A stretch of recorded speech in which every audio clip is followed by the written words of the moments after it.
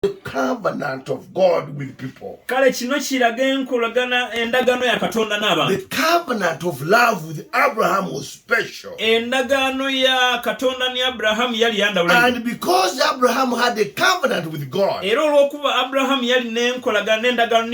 had to give away his son. And the end result was that God provided for him. Praise be to God. This was a powerful love between Abraham and God. Today we need people like Abraham in our nation. We need people like Abrahams in our churches who can sacrifice good things to their God, so that our church will be blessed. Listen to me, believers. If we don't copy from Abraham, our churches are not going to be blessed. Look at all those churches struggling. They are struggling because they lack people like Abraham in their churches. Look at the church ministers struggling. They are struggling. Why?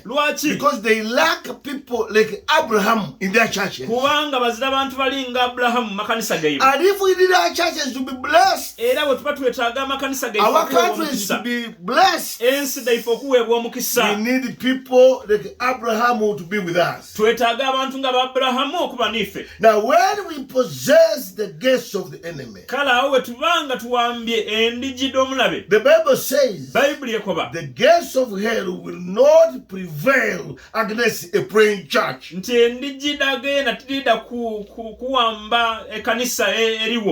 gates of hell will not prevail against a praying church. Now we are in the time of Lent. This time is for us to pray. Of course, every denomination has its way of fasting. And at times it has seasons of fasting. But in my denomination, this is a public fast for every believer in my denomination. And of course, this is not the only time for us to fast. But this is a collective way of people coming together and we fast the whole world. That's why we have this special time, and it's a special time for praying. We need a praying church. Like beginning tomorrow, we are going to talk about altars in JINJA. Altars means to pray. Like the traditional way of an altar. Altars, they are burning altars. The fire does not cease. So that means we have to pray unceasingly. Praise be to God. So we need a praying church. May God bless everybody at this time of Lent who has given some time to pray.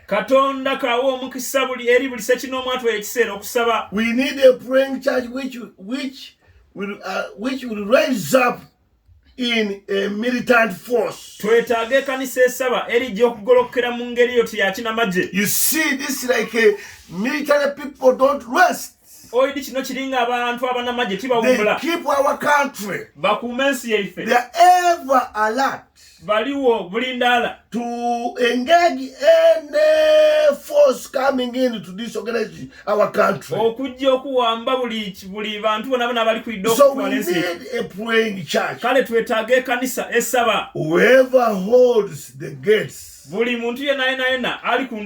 sits in them is in control of everything. Now when we possess the gates, we need to come and sit in them so that we can control whatever is there. So that whatever is there will be ours. Let us take control of all the gates. Now we have spiritual gates. And these are times and seasons. We must understand the times and the seasons. Hallelujah. Hallelujah. We have to understand times and seasons.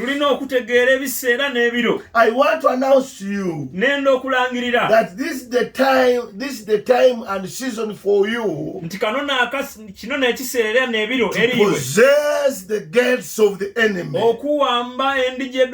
Let me repeat this. I want to announce this to you that this is the times and seasons for you to possess the gates of the enemy. Hallelujah. Hallelujah. Take it in the name of Jesus. Possess the gates of the enemy in the name of Jesus. This is your time. These are the seasons to possess the gates of the enemy. Take it in the name of Jesus. Take it in the name of Jesus. Use this time. Don't wait. Don't wait. This is the optimum time for you. This is your opportunity. Use this time. Don't shy away. Don't say this is not the time. Don't say this is not the season. This is your season. Take time. Take this season. Possess whatever you need. I declare, may you possess what the enemy had taken away from you. Possess it once again. We possess them. Your future, your blessing, your healing, whatever you ask from God, possess it. This is the time. These are the seasons. Don't shy away. Stand up whenever you are. Rise up. This is the time. My friend, my sister, listen to the radio. Rise up. Arise. Take it. In the name of Jesus. This is your time. Do not shy away. Do not despise yourself. Do not console yourself. Oh, my things are dead. Oh, I'll never give back. Oh, I'll never be well. Do not console yourself. This is the season for you. Take it. Take it. Don't shy away. Don't go behind. No step behind. Go forward. This is the time. Go forward. This is the time. This is the season. In your church. This is the time. In your country. In your business. This is the time. Hallelujah. Hallelujah. When